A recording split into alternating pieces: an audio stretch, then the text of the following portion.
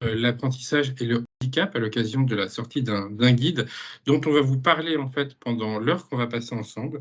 C'est un webinaire qui est organisé en partenariat avec le FIP et la GFIP qui sont eux-mêmes co-rédacteurs du guide dont on va parler et on aura des questions, les vôtres.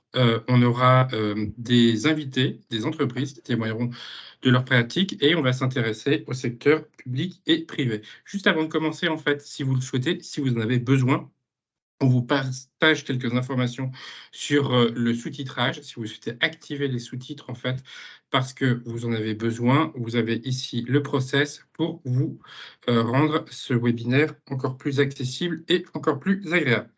Sans plus attendre, je vous propose de rentrer directement dans le vif du sujet autour du guide apprentissage et handicap avec Agathe Bacon de la mission alternance et accès aux qualifications et Stéphanie Portal pour la mission emploi des travailleurs handicapés ici au sein de la délégation générale à l'emploi et à la formation professionnelle. Bonjour à toutes les deux.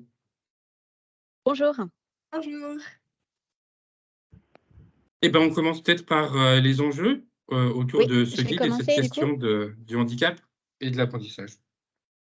Bonjour à tous, on voulait vous présenter donc ce guide qui est un outil au service de notre politique pour développer la formation des personnes en situation de handicap, notamment via l'apprentissage. C'est un guide assez inédit parce qu'il s'adresse à la fois aux employeurs du secteur public et du secteur privé, ce qui ne s'était jamais fait jusqu'alors. On remercie d'ailleurs beaucoup les fonds AGFIP et FIP pour leur soutien dans cette rédaction. C'est un guide qui s'adresse à la fois aux apprentis ou aux futurs apprentis et également, évidemment, aux centres de formation. Donc, c'est vraiment un guide en 3 volets, on va dire 3 principaux volets on a voulu être le plus pratique possible. Ce guide donc illustre notre politique vis-à-vis des apprentis, TH, et on voulait rappeler ici le soutien fort de l'État aux employeurs, aux CFA, mais notamment aux employeurs pour l'embauche des apprentis en situation de handicap. Oui, merci Stéphanie et merci à tous d'être présents aujourd'hui avec nous. Donc, en fait, ce guide, il répond à plusieurs objectifs. Le premier, et qui est effectivement commun à nos services au sein de la DGEFP, mais également au fond, le FIP et la GFIP, c'est d'augmenter le nombre d'apprentis en situation de handicap. Le deuxième objectif auquel répond ce guide, c'est de mieux faire connaître les atouts de l'apprentissage aménagé et les publics qui peuvent en bénéficier. C'est aussi de faciliter les démarches de tout un chacun dans le cadre de la signature de ce type de contrat d'apprentissage. In fine aussi, ce guide à sécuriser les parcours de ces personnes en situation de handicap qui signent des contrats d'apprentissage. Et enfin, le quatrième objectif un peu plus global, c'est de mobiliser l'écosystème sur l'apprentissage aménagé. Mobiliser l'écosystème parce que donc, ce guide, il touche 3 cibles, à la fois les employeurs que vous êtes, mais également les CFA et les personnes en situation de handicap qui souhaitent faire de l'apprentissage. Donc, pour créer aussi des synergies autour de ces trois interlocuteurs qui participent à la bonne marche et au bon fonctionnement de l'apprentissage aménagé. Donc, ce guide réunit ces trois cibles. Donc, le guide, comme a été dit en introduction par Laurent, il a été co-réalisé à la fois donc, par le ministère du Travail, de l'Emploi, du Plein Emploi et de l'Insertion, les services de la DGEFP que nous représentons. Co-réalisé également avec l'association de gestion du Fonds pour l'insertion professionnelle et des personnes handicapées, donc AGFIP, et le Fonds pour l'insertion des personnes handicapées dans la fonction publique, le FIP. C'est un travail donc de 6 mois, un travail collectif de 6 mois qui nous a animés pendant plusieurs semaines. Donc, il contient des chiffres clés, des conseils pratiques, des informations sur les aides, également des exemples concrets. Il est assez synthétique parce qu'il fait une 20aine de pages, donc on a essayé de faire quelque chose d'assez opérationnel. Il y a une partie, donc c'est pour ça qu'on vous a réunis aussi, il y a une partie qui est dédiée aux employeurs. sur laquelle les deux fonds vont revenir dans un second temps. Et il y aura une mise à jour en début 2024, notamment voilà, pour prendre en compte peut-être des potentielles évolutions sur ces sujets. Voilà, je veux bien que vous passiez à la slide suivante et je pense que c'est au tour de la GFIP. Donc, je vais laisser Séverine Benoît prendre la parole. Alors, bonjour à tous. Donc, moi, je suis chargée de mission alternance et je suis rattachée à la direction de sécurisation des parcours de la GFIP. Alors, en quelques mots, pour ceux qui ne connaissent pas la GFIP, c'est l'Association nationale de gestion du fonds pour l'insertion professionnelle des personnes handicapées dans le secteur privé. Du coup, nos actions sont financées en fait par les contributions des employeurs qui n'atteignent pas l'objectif des 6% de bénéficiaires de l'obligation d'emploi dans le secteur privé. Alors, pour faire court, on propose à la fois des solutions personnalisées pour les personnes en situation de handicap pour leur permettre de compenser les conséquences de leur handicap, que ce soit au travail ou en formation. On propose également d'accompagner les employeurs dans leur politique handicap pour accueillir et intégrer les salariés en situation de handicap.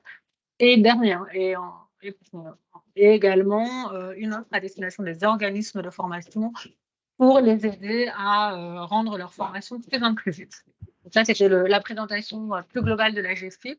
Donc maintenant, en direction des entreprises, qu'est-ce qu'on vous propose? Des aides financières. Alors, je vais faire un focus bien évidemment sur l'apprentissage, puisque c'est la thématique du jour. Donc, dans les aides financières, vous avez accès à des aides à l'embauche d'apprentis en situation de handicap jusqu'à 4 000 €. Donc ça, c'est une aide de la GFIP. Qui s'ajoute évidemment à l'aide de l'État qui va jusqu'à 6 000 €. Et il y a tout un certain nombre d'autres aides financières, comme l'aide à l'accueil, à l'intégration et à l'évolution professionnelle des personnes en situation de handicap. Ça peut être par exemple un programme de sensibilisation du collectif de travail, un accompagnement individualisé pour votre salarié en situation de handicap, du tutorat, du coaching. Il y a aussi l'aide à l'adaptation des situations de travail, etc. Enfin, je ne vais pas citer toutes les aides financières. En termes d'accompagnement, vous pouvez bénéficier également de conseils et d'accompagnement dans votre politique handicap, d'études ergonomiques, de prestations d'appui spécifiques, etc. Excuse-moi, Séverine, est-ce que tu pourrais parler un peu plus dans ton micro, s'il te plaît, parce qu'il y a le son qui passe pas très bien. Est-ce que c'est mieux là comme ça, Stéphanie? Est-ce que c'est mieux? Vous me direz si le son, sinon je n'ai pas d'autre solution. Moi, c'est mieux. En termes de ressources, vous avez accès à un centre de ressources en ligne, des modules de professionnalisation, par exemple pour professionnaliser les maîtres d'apprentissage. Vous avez également la possibilité de rejoindre le réseau des référents handicap animé par la GFIP, qui permet d'échanger entre pairs sur la question du handicap, de partager les bonnes pratiques, etc. On peut passer à la slide suivante, s'il vous plaît. Quelques grands principes d'intervention. Il faut savoir que la GFIP intervient toujours en complément du droit commun. Et comme je disais tout à l'heure, on a une offre en direction des entreprises, mais aussi des personnes en situation de handicap et des organismes de formation, puisque l'apprentissage, c'est un triptyque apprentis, employeurs et organismes de formation. Donc, c'est vraiment nécessaire de sécuriser les parcours, que ce soit sur le lieu de travail ou sur le lieu de formation pour l'apprenti. Les aides et les solutions sont cumulables, évidemment, sous certaines conditions. On ne va pas financer deux fois une aide, deux dispositifs différents qui concourraient au même objet. Par contre, vous pouvez très bien cumuler l'aide à l'apprentissage de l'État, l'aide à l'embauche de l'apprentissage de la GFIP, l'aide à l'accueil, à l'évolution et à l'intégration professionnelle, etc. Et enfin, pour conclure, sur le site internet de la GFIP, donc en fait, c'est un slide avec les informations pratiques. Donc, sur le support, vous pourrez cliquer, vous aurez accès au lien. Sur le site de la GFIP, vous avez accès, il y a un onglet dédié aux employeurs. Vous allez pouvoir retrouver tout le catalogue de la GFIP avec l'ensemble des aides financières et de prestations. Vous pouvez maintenant effectuer vos demandes d'aide financière en ligne depuis votre espace personnel. Donc, maintenant, il y a une plateforme en ligne. Et enfin, du coup, vous retrouvez toutes les coordonnées des différentes délégations régionales dont vous dépendez. Et du coup, je vais laisser la parole à mon homologue du FIPHFP.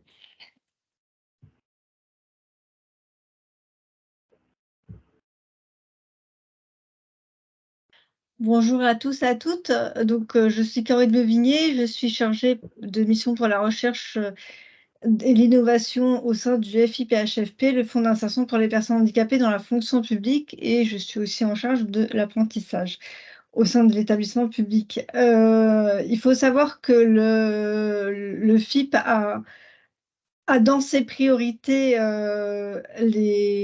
l'apprentissage, qui est son premier poste de dépense. Il est aussi il accompagne les employeurs publics dans les 3 versants de la fonction publique, et pour qu'ils développent l'apprentissage et les accompagne dans le renforcement à l'attractivité des métiers de la fonction publique, pour permettre aux personnes en situation de handicap d'y entrer et de bénéficier de nos aides.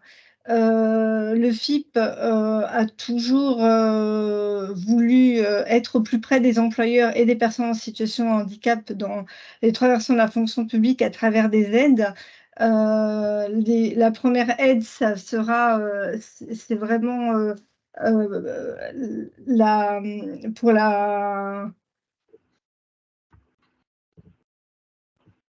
l'accompagnement des personnes en situation de handicap. Donc, c'est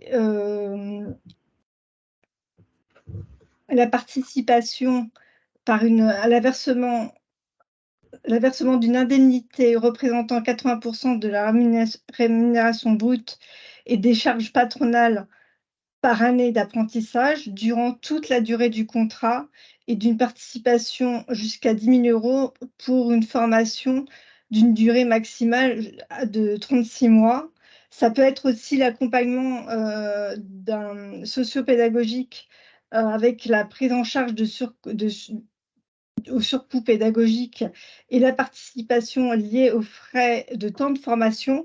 Ça peut être aussi, autrement dit, les frais liés au déplacement ou à l'hébergement.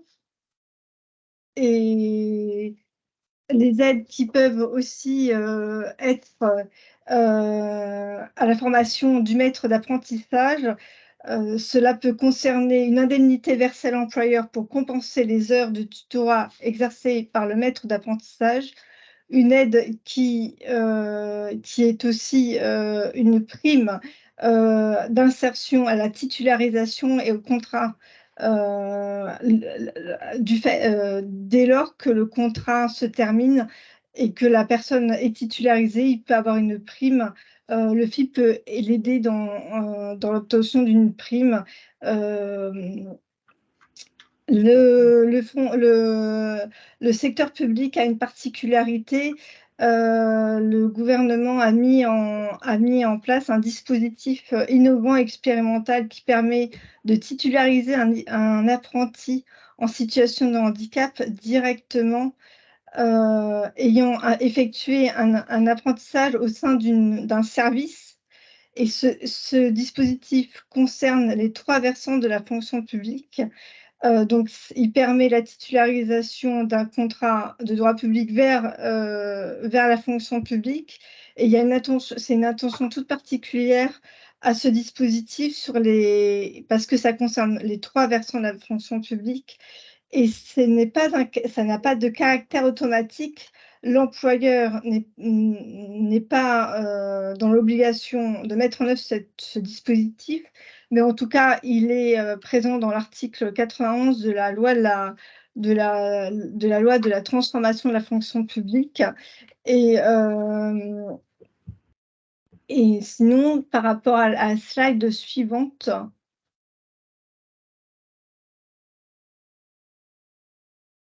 vous pouvez retrouver toutes les interventions dans le catalogue des aides et la liste de toutes les délégations et des directeurs des directeurs territoriaux au handicap dans les régions qui, eux, sont appuyés par les Handipact et qui peuvent vous aider dans la professionnalisation et dans l'accompagnement de la mise en place d'une politique handicap.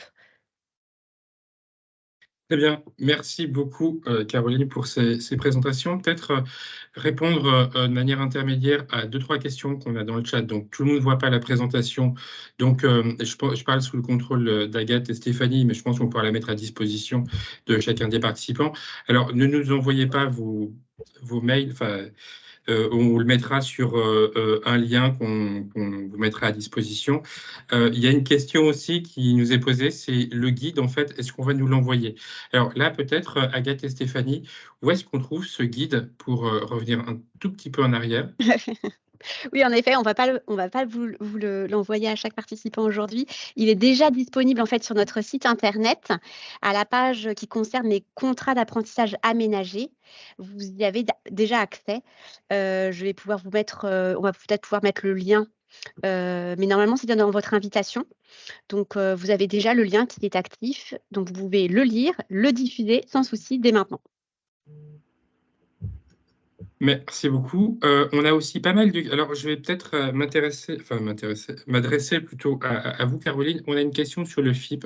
On nous dit, c'est David Morel qui nous dit, il me semble qu'effectivement, le FIP prend en charge les frais pédagogiques de formation si le CNFPT n'a pas été sollicité. C'est tout à fait le cas depuis cette année. Le FIP prend en charge, même si c'est pas pris en charge par le CNFPT. Oui, tout à fait. Et du coup, on contacte en fait le directeur territorial dont on a les coordonnées là, dans chaque territoire pour pouvoir avoir toutes les informations personnalisées suivant la situation de la personne qu'on a dans son service. Alors oui, mais oui, il peut tout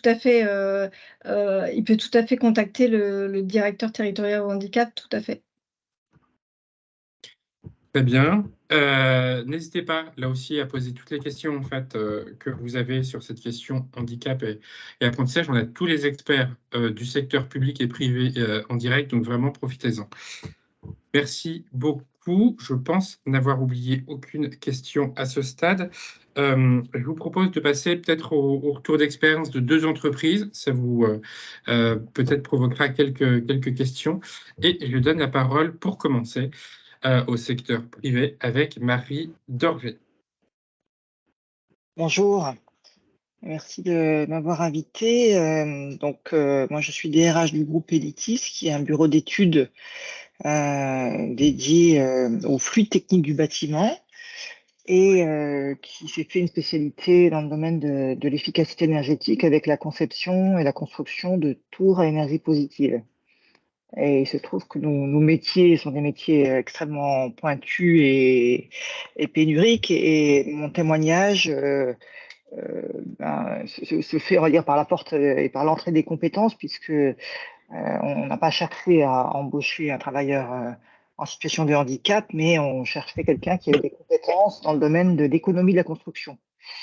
Et dans le cadre de cette recherche, donc d'un expert en économie de la construction, nous avons contacté le CFA Bourgogne-Franche-Comté, donc bâtiment Bourgogne-Franche-Comté, et là, on a été mis en contact avec un collaborateur qui est en fait un ancien salarié qui a fait l'objet d'une reconversion suite à un accident du travail.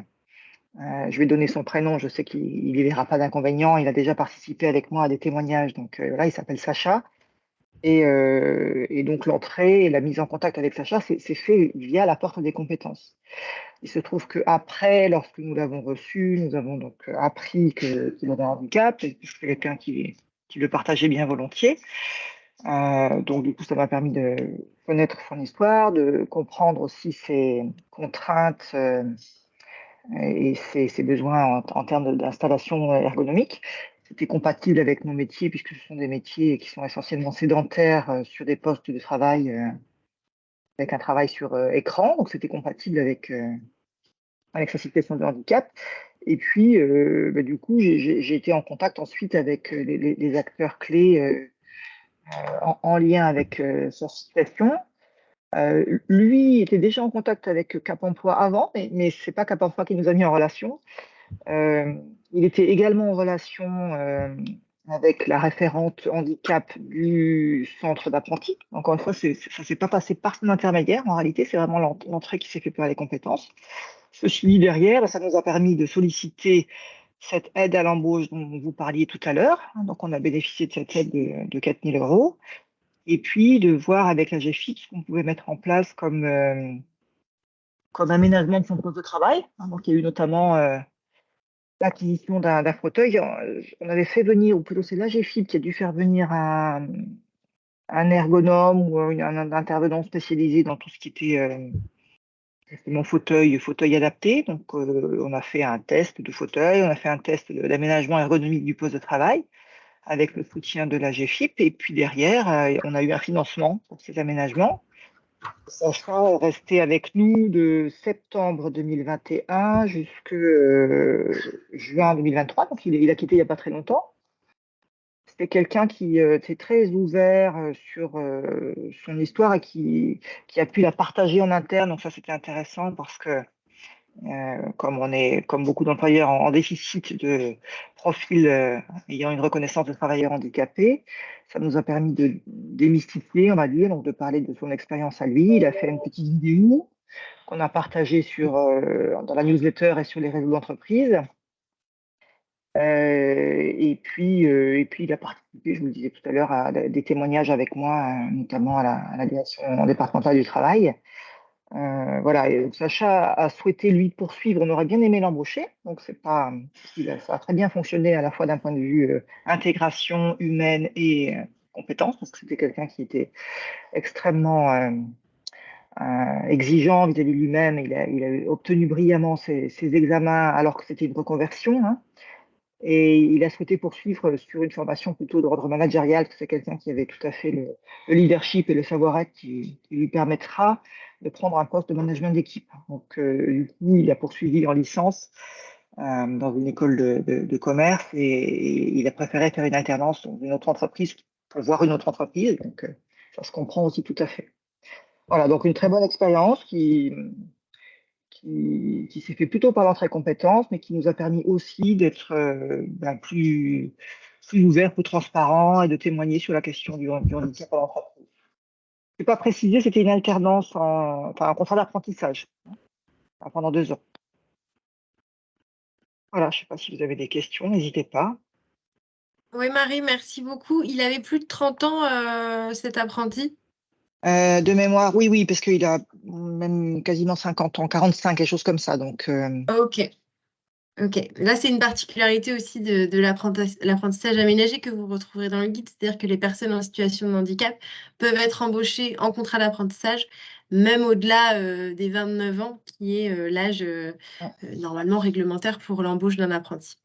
Et effectivement, Marie, vous avez bénéficié donc de l'aide à l'embauche d'un apprenti de 6 000 € et vous avez bénéficié d'une majoration de contrat par les oui. OPCO de 4 000 €. Oui, c'est ça. Les 6 000, c'était l'État. Et puis, alors vous, je crois que c'est. Alors, j'avoue que oui, c'est l'OPCO ou c'est. Mais on a eu La 10 000 GFIP, € en tout, peut-être, vous avez eu des aides, en tout cas complémentaires. Oui, ça nous a rien coûté. Tout à fait. Ok. Alors, est-ce qu'on prend des questions sur ce parcours tout de suite? Je vois qu'il y a pas mal de questions dans le chat, mais est-ce que c'est sur le commentaire de Marie Dorget? Peut-être qu'on peut passer directement au retour d'expérience dans le secteur public avec l'intervention de Madame Catherine Dubreuil, si ça vous va. Catherine, vous êtes prête? Oui, pas de souci. Ok, Bonjour à tous. merci beaucoup Marie. Bonjour. Donc, j'ai souhaité effectivement vous présenter en quelques chiffres le centre hospitalier Annecy-Genevois. Donc, nous sommes un établissement intercommunal de plus de 1300 lits et qui compte 4800 agents répartis sur 2 sites principaux, 2 bâtiments sanitaires à Annecy et Saint-Julien-en-Genevois. Nous comptons aussi 2 EHPAD, un site dédié aux personnes âgées près d'Annecy. Nous sommes un établissement support sur le territoire en fait, de la Haute-Savoie, premier employeur et premier recruteur sur le département avec plus de 1000 recrutements annuels Nous avons effectivement une particularité géographique puisque nous sommes en limite de bordure suisse et aujourd'hui, la Suisse compte plus de 100 000 frontaliers sur le département. Donc, nous avons en fait une perdition récurrente liée aux embauches professionnelles sur la Suisse. Notre établissement, c'est 11 pôles d'activité clinique et médico-technique et un pôle support pour une 60aine de services. Donc, effectivement, nous avons mis en place une politique handicap au sein de notre établissement par le biais d'une convention triennale avec le Fonds d'insertion des personnes handicapées de la fonction publique. Cette convention triennale, sur la slide suivante, s'il vous plaît, elle est conclue pour une période de 3 ans et elle accompagne financièrement de façon conséquente la politique RH d'intégration et de maintien dans l'emploi des personnes en situation de handicap, puisque ce sont près de 800 000 € qui sont engagés sur cette période. Elle s'articule donc autour de 3 axes majeurs, le recrutement, le maintien dans l'emploi et l'information sensibilisation. C'est donc dans le cadre de cette politique de convention que nous recrutons des personnes en contrat d'apprentissage. Comme il a été dit précédemment, c'est un levier fort pour nous d'amélioration de notre déclaration obligatoire de la DOETH.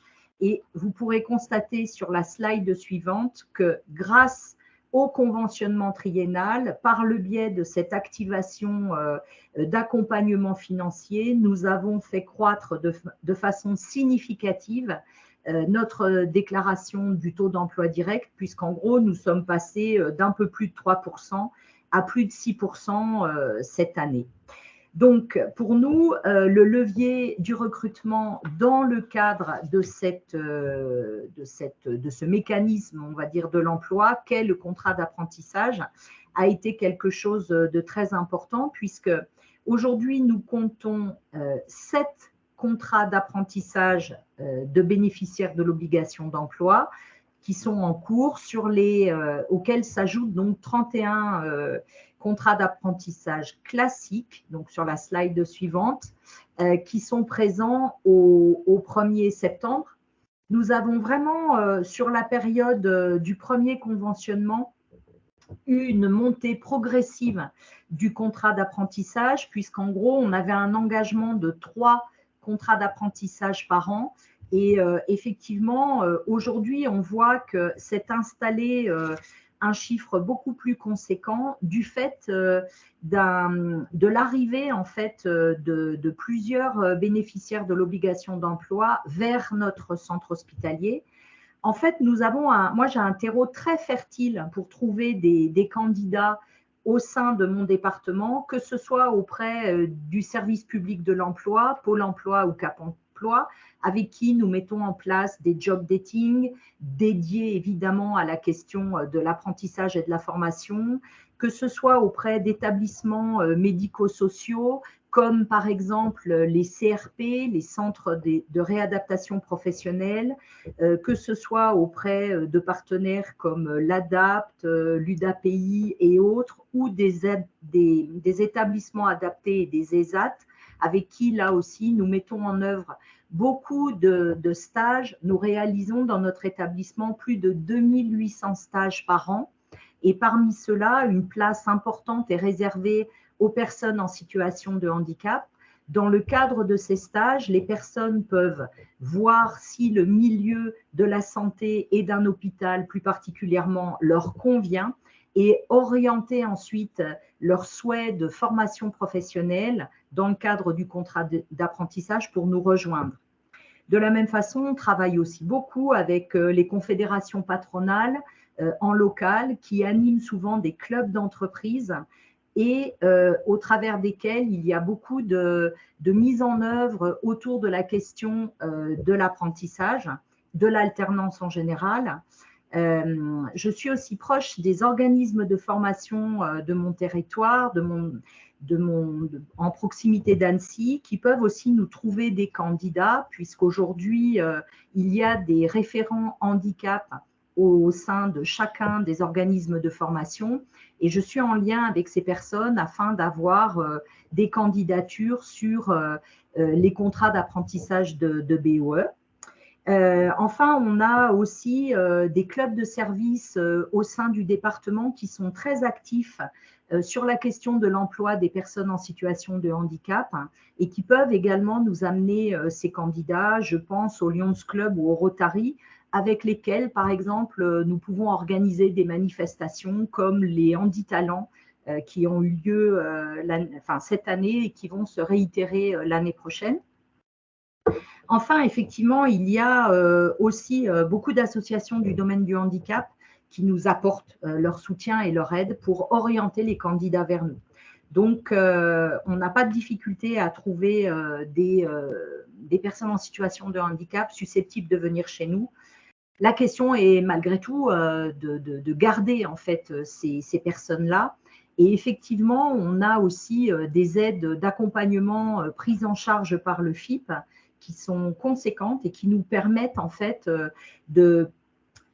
d'orienter les responsables de service auprès des candidats bénéficiaires de l'obligation d'emploi, puisque les aides aujourd'hui allouées grâce au FIP sont supérieures à celles qui sont apportées en ce qui nous concerne par seulement en fait notre OPCO qui est l'ANFH et qui ne finance qu'une partie des frais pédagogiques d'un contrat d'apprentissage classique. Là, en fait, grâce à l'aide apportée par le FIP, on peut avoir des aides complémentaires et pour le coup, c'est vraiment une aide conséquente qui va être mise en œuvre. Donc, il est vrai que cette façon de procéder auprès de ces personnes qui font vraiment boule de neige parce qu'on a en fait de très belles réussites qui ont eu lieu depuis 3 ans et qui amènent les responsables de service à avoir un nouveau regard sur la question du handicap de candidats. C'est pour nous aujourd'hui un terreau fertile et on sait que va croître de façon conséquente encore ce focus mis sur le contrat d'apprentissage. Voilà, je répondrai à toutes vos questions si vous le souhaitez.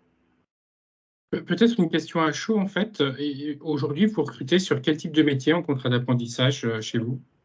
Alors aujourd'hui, en fait, on recrute sur des métiers très différents. Ça va de formation de type BPGEPS sur l'animation sociale pour animer les personnes âgées dans les EHPAD. On a du personnel au niveau du service de la DRH en assistant RH. Nous avons une secrétaire médicale, un manager de projet web digital, donc lui c'est un master 2 au niveau de notre direction du système d'information. On a une préparatrice en pharmacie hospitalière et on a une jeune fille qui va faire une formation d'auxiliaire de puériculture. Ça, ce sont nos 7 contrats d'apprentissage actuellement en cours de BOE et les âges vont de 17 ans pour la jeune auxiliaire de puériculture jusqu'à 54 ans pour l'une des animatrices sociales. Ok, c'est très clair. Voilà. Et le terreau, il est très large sur les contrats d'apprentissage aujourd'hui au sein de notre hôpital.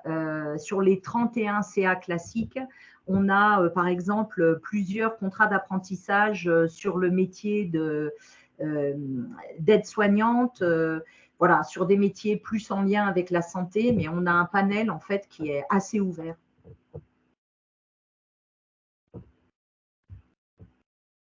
Oui, Agathe, tu voulais intervenir? Oui, on avait une question peut-être du coup, Catherine, dans le prolongement de votre intervention. Existe-t-il une majoration par l'ANFH pour les apprentis en situation de handicap? Voilà, En fait, l'ANFH, elle prend en charge une partie des frais pédagogiques du contrat d'apprentissage, quel qu'il soit. Et en fait, grâce au FIP, au Fonds d'insertion des personnes handicapées de la fonction publique, il y a un complément de ces frais pédagogiques. Comme je le dis, le reste à charge des frais pédagogiques, il est plafonné malgré tout à 10 KE par an sur une période allant jusqu'à 36 mois. Donc, il y a le complément qui est fait sur la partie PEDA et il y a aussi effectivement tous les autres points que j'ai énumérés sur la rémunération, sur l'aide pour l'apprenti, l'aide au surcoût des aménagements, l'aide tutorale qui est importante pour le maître d'apprentissage, la prime d'insertion durable qui sont là des apports purement FIP. En fait, l'ANFH est notre OPCO, en fait, il ne contribue à l'accompagnement du contrat d'apprentissage que depuis 1 an et pour le coup, vraiment très peu. Il n'est pas du tout encore acculturé à la question de l'apprentissage, à la très grande différence des OPCO du domaine privé.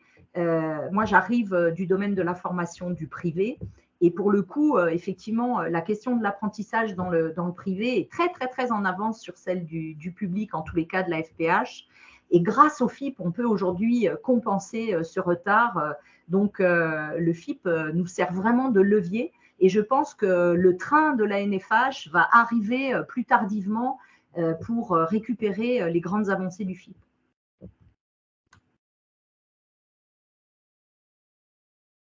Ok, je propose qu'on passe à quelques questions, si vous voulez bien, parce qu'elles sont très nombreuses en plus dans le chat. Une question assez concrète, en fait, de Stéphane qui nous dit « Seriez-vous vers qui nous retourner pour avoir des candidats, à part les CFA? Merci. » Alors moi, du coup, je viens de vous en lister plein, des gens vers qui aller. Oui, c'est ça, on a eu un bel exemple. Voilà, le terreau, en fait, c'est vrai que... C'est vrai que pour le FIP, enfin pour le secteur public et privé, vous avez évidemment les acteurs du secteur public de l'emploi, qui sont Pôle emploi, qui ont quand même, qui a le plus gros portefeuille de personnes, sachant qu'il y a un rapprochement plus entre Pôle emploi et Cap emploi depuis maintenant 2 ans. C'est-à-dire que ces personnes-là peuvent bénéficier justement d'un accompagnement par leurs conseillers un peu renforcé, en tout cas un peu plus spécialisé. Vous avez évidemment les Cap emploi de votre territoire. Et ensuite, il y a tous les liens, comme le disait madame, à tisser avec les écoles de votre coin, les CFA de votre coin. Il y a les CFA et les CFA spécialisés. Il y a évidemment les écoles, les IME, IMPRO qui sont issues du médico-social.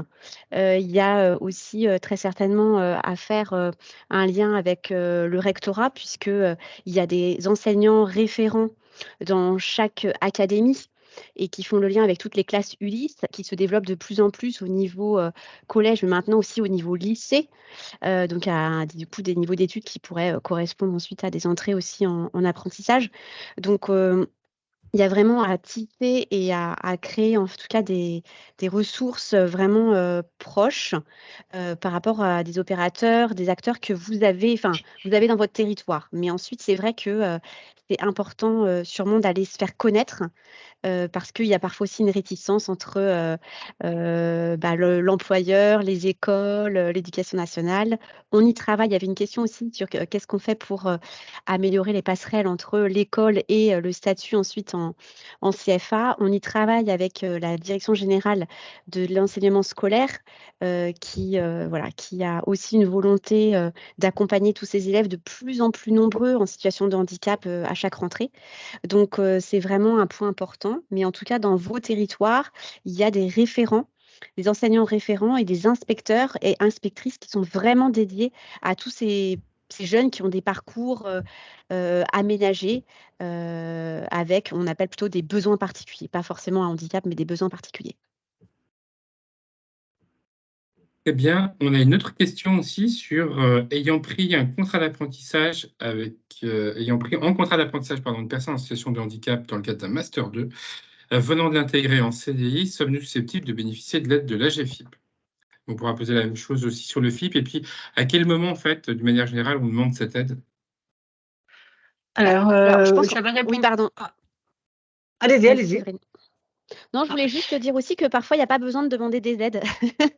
C'est-à-dire que là, on est là pour vous proposer des ressources qui sont nombreuses et trébuchantes. C'est-à-dire vraiment, il y a des aides sonnantes et trébuchantes pour les employeurs. Il y a aussi des situations qui ne demandent pas véritablement d'aide, mais peut-être une nouvelle organisation du travail, un nouvel aménagement, une nouvelle communication qui fait que ça sera vraiment très peu coûteux pour l'entreprise.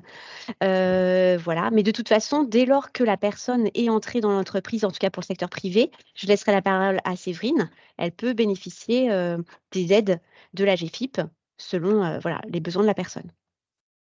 En fait, le principe de l'aide à l'apprentissage pour les employeurs, c'est une aide incitative. Donc, l'idée, c'est de la mobiliser pendant le contrat d'alternance et il y a une rétroactivité jusqu'à 6 mois. Je ne sais pas si ça répond à votre question. Si, c'est très clair. C'est très clair. Peut-être une question pour le FIP. On nous dit, bonjour, est-ce que le ministère des Armées peut prétendre à une aide dans le cadre du coût de la formation d'un apprenti en situation de handicap? Oui, il peut tout à fait prétendre à une aide. Le ministère est sous convention. Donc, il faut que la personne, je ne sais pas si c'est une personne des services déconcentrés ou pas, mais en tout cas, il faut qu'elle se rapproche du référent handicap, Madame Emmanuelle Lavergne. Très bien. On a une question sur... alors, non, c'était une question, pardon, qui a été posée. L'idée de bénéficier de l'aide à l'apprentissage pendant le contrat d'alternance, on a déjà un peu répondu. Comment faire quand un des salariés devient une personne en situation de handicap après un accident du travail et que son poste n'est plus adapté? Alors, on est sur des questions assez particulières. Commune. Hein. Oui. Alors ça, j'avais répondu en ligne. Après, c'est vraiment une question plutôt de maintien en emploi si c'est déjà un salarié. Et donc, je préconisais, et d'autres personnes l'ont fait d'ailleurs pour moi, de contacter le Cap Emploi qui est vraiment un acteur ressource dans le champ du maintien d'emploi ou de la reconversion et qui pourra ensuite faire le lien avec tous les OF ou les prestations nécessaires. Et monter un dossier MDPH. C'est très bien. On a aussi une question sur quels sont les métiers occupés par les apprentis en milieu hospitalier. Alors, on a répondu sur le cas de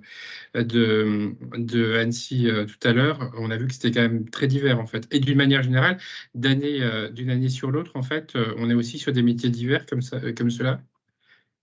Oui, Catherine? absolument. En fait, c'est vraiment en fonction des années qu'on va avoir des propositions de formation, enfin d'apprentis qui vont correspondre à des besoins lorsqu'ils arrivent et qu'on va mettre en œuvre. Donc, en fait, on va étudier toutes les propositions et voir si effectivement ils répondent précisément à des besoins au sein de notre structure. Mais par exemple, dans le domaine du secrétariat médical, on a un recrutement annuel de près de 100 secrétaires chaque année. Donc effectivement, on n'a pas de difficulté à intégrer des contrats d'apprentissage dans ce domaine en particulier. Après, évidemment, on peut avoir sur des niveaux de formation plus élevés, là, en revanche, plus de difficultés. Par exemple, cette année, on a eu effectivement un jeune qui prépare un Master 2 de manager de projet web digital. Ça correspond vraiment à une demande actuelle de l'établissement qui va en fait réaménager ses sites Internet et intranet. Et pour le coup, la demande sera arrivée il y a 2 ans en arrière. Je pense qu'elle n'aurait pas pu voir le jour parce que le projet n'était pas assez mature. Donc en fait, il y a beaucoup de diversité, mais qui doivent quand même s'adosser, s'accoler à des besoins de l'établissement. Très bien, merci. On a une question de Anaïk pour Caroline. Le FIP a-t-il une convention avec l'INSERM? Et d'une manière générale, comme on a beaucoup de questions, comment on peut retrouver toutes les conventions entre le FIP et des établissements publics? Alors, avec l'INSERM, c'est en cours de rédaction et c'est en cours. Voilà. Pour savoir les noms des employeurs qui ont une convention, c'est pas mis sur ce n'est pas public. Donc il faut que les personnes aillent vers le référent handicap de la structure Dans laquelle il travaille. dans laquelle ils travaillent, oui. Ok. C'est très clair. Alors, une question un peu précise, j'espère que je vais bien la poser. Est-il possible de suspendre un contrat de travail en CDI d'une personne titulaire d'une RQTH afin d'initier un contrat d'apprentissage au sein d'une même entreprise adaptée? Le salarié RQTH en apprentissage continue-t-il de bénéficier des aides au poste? Bon, là, on est sur une question un peu précise, mais là, on peut renvoyer à Stéphanie, Alors, si tu veux y aller. j'aurais pu répondre. C'est-à-dire que je ne vais pas répondre immédiatement, mais je l'ai noté. Mais moi, Donc, j'inviterai la répondre. personne à... Voilà. Oui, Je peux vous répondre pour la partie publique, si vous le souhaitez. Oui. Parce qu'effectivement, nous, on a en l'occurrence une personne en contrat d'apprentissage qui est dans cette spécificité. C'est un agent de la fonction publique qui a dû poser en fait une demande de mise en disponibilité pour pouvoir entrer en contrat d'apprentissage auprès d'une structure, nous faire bénéficier de tous les avantages autour de son statut, qui va faire sa formation et qui, au terme de cette formation, pourrait revenir qualifié au sein de la structure.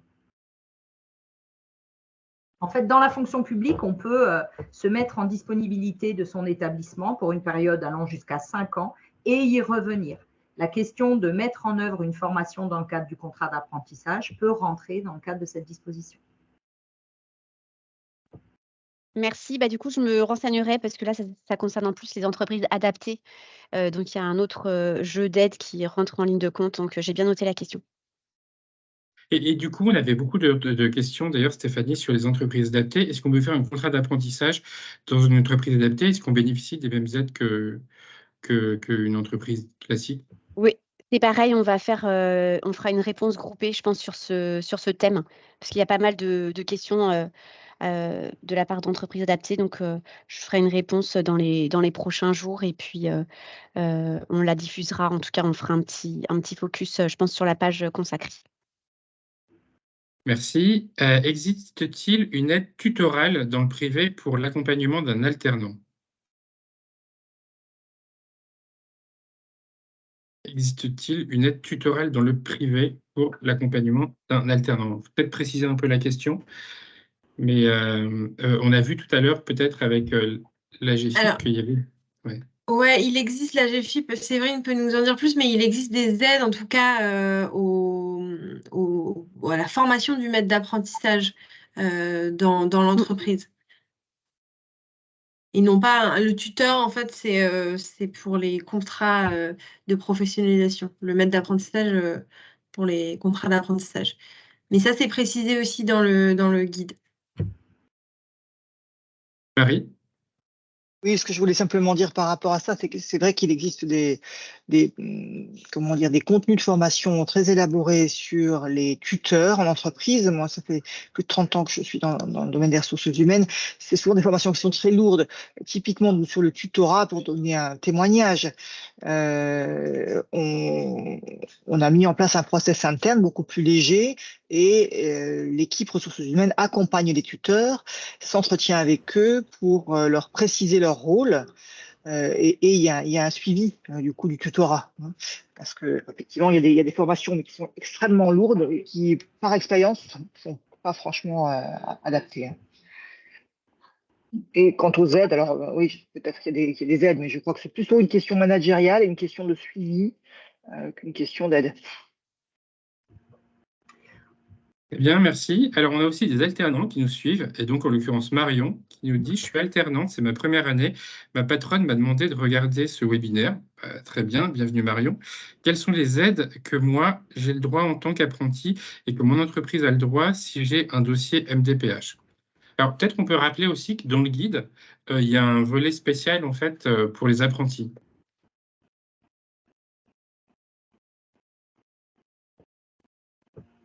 Alors Marion, Oui, alors ça dépend aussi du secteur de ton entreprise ou de ton employeur, si c'est une entreprise ou plutôt la fonction publique. Et après, en fonction effectivement du statut de ton employeur, tu peux avoir accès à différentes adaptations en fonction effectivement des contraintes que tu rencontres dans le cadre de la mise en œuvre de ton contrat d'apprentissage. Et après, c'est assez spécifique. Donc, on t'invite dans le guide à prendre, t'as un volet interlocuteur et normalement, tu peux trouver, grâce à ce guide aussi, vers qui te tourner. Et c'est ce qui va t'apporter, je pense, les réponses à tes questions. mais ce qui est peut-être important de savoir pour elle et pour vous qui êtes en ligne, c'est que à la fois l'État et les fonds aident les employeurs et à la fois il y a également des aides pour le centre de formation. Donc je pense qu'il est important de solliciter à la fois le référent handicap ou la personne qui s'occupe des ressources humaines ou l'employeur, si c'est une petite entreprise, directement pour lui indiquer qu'il peut avoir des aides voilà, techniques, humaines, financières. Et le CFA, dans chaque CFA maintenant, dans chaque centre de formation, il y a un référent handicap ou se tourner vers son maître d'apprentissage pour lui indiquer aussi qu'il peut bénéficier pour toute la enfin pour tout le parcours en tout cas, d'aide durant toute la durée du contrat. On nous dit, allez-vous nous présenter plus en détail le guide de l'apprentissage? On l'a déjà bien présenté, on va vous mettre le lien. Je t'entendais pas. Je suis en... On va remettre le lien en fait, surtout pour que vous puissiez y aller. Et on nous dit, est-ce que dans le guide autour de l'apprentissage, on parle du contrat de professionnalisation? Non. Non, c'est un guide sur le contrat d'apprentissage, pas sur le contrat de professionnalisation. C'est très clair. On a aussi une question sur nous accompagnons en moyenne 130 alternants sur 800 avec des handicaps différents. En moyenne, 30 possèdent une RQTH, mais les troubles des apprentissages sont les plus présents. Quels sont les moyens proposés par l'État? Les neuroatypiques de plus sont plus nombreux et pas forcément reconnus. Stéphanie, Ouais, vas-y. Je pense que là, on pointe quelque chose d'assez important aussi dans le cadre de la formation des personnes en situation de handicap. Et là, dans le cadre du contrat d'apprentissage, ce qui est important, c'est que les personnes puissent être reconnues effectivement en situation de handicap. Bénéficier d'une RQTH, ça ouvre en fait des droits. Et c'est pour ça qu'à la fois l'employeur, je pense, et le CFA ont un rôle aussi d'accompagnement parfois dans ces démarches auprès des MDPH pour aller faire reconnaître son handicap. Et pour revenir à ta question, je ne peux pas y répondre spécifiquement, mais en tout cas, c'est vrai que la RQTH est souvent très importante en fait. Alors aujourd'hui, ce qu'il faut quand même savoir, c'est qu'effectivement, toutes les singularités autour des 10, toutes les... Évidemment, les neuroatypies autour du 10 sont très bien pris en charge par reconnues par les MDPH, sitôt qu'elles sont étayées, documentées dans le cadre du certificat médical qui est à joindre à la partie administrative de la demande de la reconnaissance de la qualité de travailleur handicapé. Donc, très souvent, la difficulté, c'est qu'on a beaucoup de jeunes qui, jusqu'à l'âge de 18 ans, sont dans le cadre d'un accompagnement spécifique par rapport à l'école et sitôt qu'ils intègrent le supérieur, ne mettent pas en œuvre, au-delà de leurs 18 ans, cette reconnaissance. Donc, il faut effectivement pouvoir les accompagner. Ce sont essentiellement les référents handicap des lieux de formation qui peuvent les y aider, comme les missions locales qui pourront les renseigner. Voilà, il y a quand même un certain nombre de structures vers lesquelles ils peuvent se tourner, y compris les MDPH, qui sont normalement dotés de psychologues à même de rencontrer les personnes et d'expliquer très concrètement comment obtenir leur reconnaissance et vers qui aller pour l'obtenir. Et je rajouterais quand même un petit point sur la RQTH, c'est à la fois la porte d'entrée, c'est à la fois le gros dossier à remplir qui en effet rebute notamment les jeunes. Il y a eu depuis février 2022 une mesure de simplification, justement pour les jeunes de 16 ans qui avaient déjà auparavant une notification MDPH dans le cadre de leur parcours scolaire. Je l'avais mis dans le chat tout à l'heure. Donc c'est important, toutes ces notifications qui concernent l'allocation enfant adulte handicapé, la prestation de compensation handicap, qu'on appelle aussi la PCH, ou le PPS, le projet de personnalisé de scolarisation. En fait, désormais, ça vaut RQTH. Donc, dès lors qu'il y a un jeune de 16 ans, quelqu'un posait la question, mais comment on fait pour parler de handicap, etc. Je pense qu'en fait, à chaque promotion, enfin, je ne sais pas s'il y a eu des rentrées dans les CFA ou des portes ouvertes avec les entreprises, etc. Vous pouvez parler de handicap, ça fait un peu fuir tout le monde, y compris ceux qui sont concernés, mais peut-être de dire, bah voilà, s'il y a des élèves avec des besoins particuliers, si vous avez déjà eu des parcours aménagés dans votre scolarité, etc.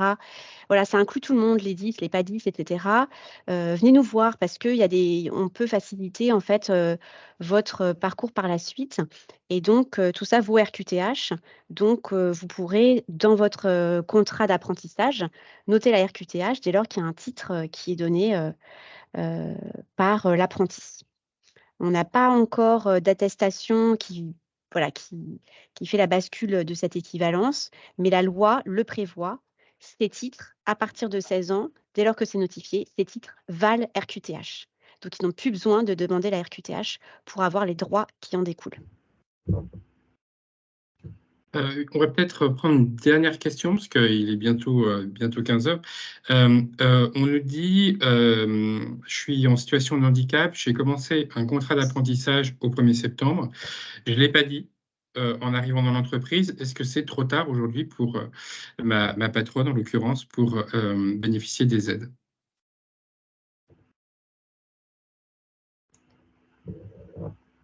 Alors, il n'est jamais trop tard. Okay. Et 2, surtout si c'est septembre 2023. Alors, si c'était septembre 2019, je dirais, bon, bah là, il y a un peu de délai. Si c'est septembre 2023, il n'est jamais trop tard. Pour, par exemple, toucher, alors, ça concerne plutôt les CFA, mais pour que les CFA puissent avoir l'aide de l'État, vous avez jusqu'au 10e mois du contrat pour le déclarer à votre centre de formation. Pour les employeurs, je laisse le FIP et la GFIP, mais je pense que c'est aussi rattrapable. Mais je leur laisse la parole. Oui, tout à fait. Enfin, même réponse. Là, le contrat est récent, donc c'est en ce moment qu'il faut faire les démarches, il faut faire un avenant au contrat. Donc, tout à fait. Donc, du coup, on vous contacte, enfin, l'employeur vous contacte dans votre représentation dans les territoires, et ensuite, il est accompagné directement. Très, très bien. On a une question à laquelle je vais peut-être répondre. Est-ce qu'on aura à disposition le replay ? Oui. Est-ce qu'on aura le PowerPoint ? Oui. Est-ce qu'on aura des réponses à toutes les questions qui ont été posées ? On va s'y efforcer. On a vu ça tout à l'heure dans la plupart des cas. Et puis, on mettra tout à disposition sur le site du ministère du Travail. Vous restez en veille et allez télécharger le guide. Je vous propose quelques mots de conclusion avec Pascal Jean-Charles. Qui est avec nous et qui est chef de la mission emploi des travailleurs handicapés. Pascal. Oui, bonjour à tous. Oui, merci Laurent. Donc, je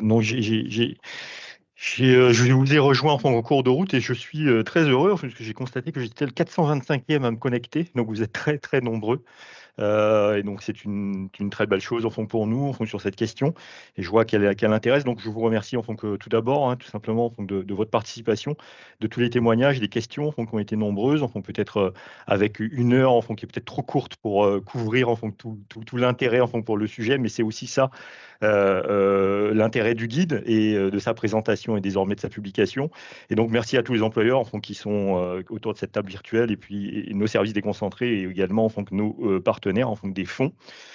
Pour ce webinaire, rappel qui est symbole, j'oserais dire, puisque en 2022, on a franchi la barre des 10 000 personnes en situation de handicap qui sont entrées en apprentissage et je crois que voilà, collectivement on peut s'en féliciter, que demain qu'on va essayer de faire encore mieux et que le guide dont il était question aujourd'hui nous permettra collectivement d'améliorer notre positionnement, que l'on soit employeur ou que l'on soit en tant que service public de l'emploi sur le sujet, mais aussi apprenti, mieux connaître vos droits. J'ai entendu quelques apprentis poser quelques questions au passage.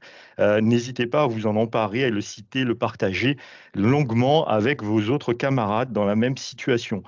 L'État, s'est donc fortement engagé pour amplifier cette tendance, et on espère qu'elle va continuer ainsi, d'abord auprès des CFA, mais aussi auprès des employeurs. Et on a bien vu que les fonds, tels que le FIP ou l'AGFIP, sont très mobilisés également, les Cap Emploi avec Pôle emploi. Et donc, ce sont des véritables ressources dans vos territoires.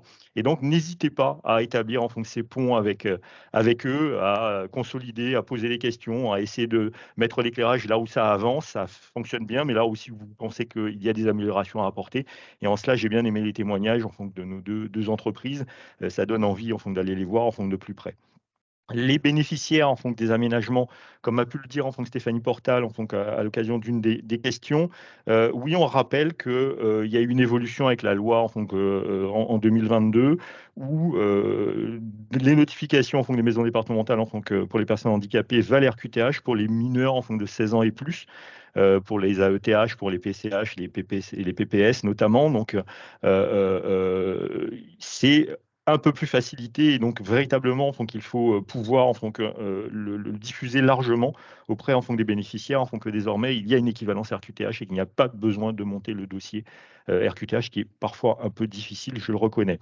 Et donc, j'insiste, je crois que ça a été dit dans les échanges, mais nous actualiserons ce guide, si possible, en début 2024, pour le rendre d'abord plus accessible, parce qu'en fait, vous savez aussi que l'accessibilité de l'information, le facile à lire, à comprendre, etc., ce sont des éléments sur lesquels nous essayons de nous améliorer au sein du ministère, et donc le rendre plus accessible, mais aussi tenir compte très probablement des évolutions réglementaires, parce que vous savez que notre champ est souvent un lieu de forte évolution. Une dernière annonce, le 24 octobre, je le fais sous l'œil avisé de mes collègues, il y a un plan d'action alternance pour les personnes en situation de handicap qui sera lancé avec notre ministère évidemment, mais aussi d'autres comme celui de l'Éducation nationale ou de l'enseignement supérieur, la fonction publique aussi. Et donc, avec l'appui des fonds, AGFIP, FIP, et quelques objectifs assez simples, mais je crois que c'est une ambition qui est forte. C'est d'abord mieux communiquer auprès de vous, employeurs, publics, privés, mais aussi faire savoir de manière plus simple et plus large au grand public et aux apprentis en situation de handicap, les premiers concernés, que un certain nombre de choses existent, sensibiliser un grand nombre d'acteurs que vous êtes déjà autour de ce webinaire, mais les référents handicap, notamment les organismes de formation, les CFA, je ne les citerai pas tous, pour vous sensibiliser davantage à la question. Et puis aussi, la volonté pour nous de mieux connaître les alternants en situation de handicap sur la base de données un peu plus fiabilisées. Aujourd'hui, vous entendez beaucoup la data, mais en fait, il y a une volonté très simple de l'exploitation de la data, c'est d'améliorer aussi nos politiques pour qu'elles correspondent plus à vos besoins. Et quand je parle des besoins, ce n'est pas uniquement des apprentis en situation de handicap, mais aussi aux employeurs, aux organismes de formation notamment. Et donc, très heureux d'avoir pu vous permettre de connaître ce guide qui a nécessité beaucoup de travail. Donc, félicitations encore aux équipes. Et désormais, il est en ligne, donc faites-le vivre. Passez-le à tout le monde, reproduisez-le en masse. Et puis, on espère pouvoir annoncer, je ne sais pas moi, 15 000, 20 000 apprentis dans les 2 prochaines années.